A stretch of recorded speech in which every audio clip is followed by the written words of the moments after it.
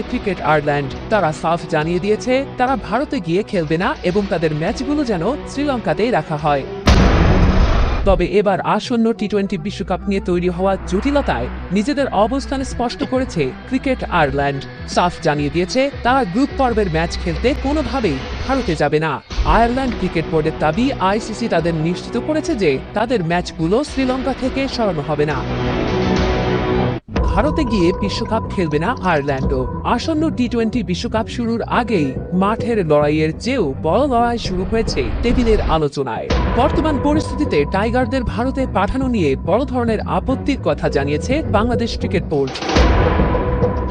পিসিবির স্পষ্ট অবস্থান, বর্তমান প্রেক্ষাপটে ভারত সফর করা বাংলাদেশের জন্য সুবিধাজনক নয়।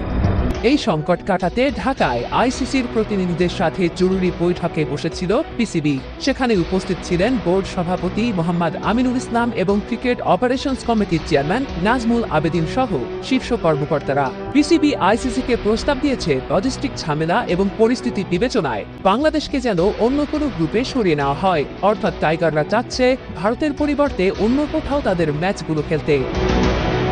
কিন্তু এর মধ্যে পাগলা দিয়েছে ক্রিকেট আয়ারল্যান্ড। তারা সাফ জানিয়ে দিয়েছে তারা ভারতে গিয়ে খেলবে না এবং তাদের ম্যাচগুলো যেন শ্রীলঙ্কাতেই রাখা হয়। আইসিসিও আয়ারল্যান্ডকে সেই আশ্বাস দিয়েছে।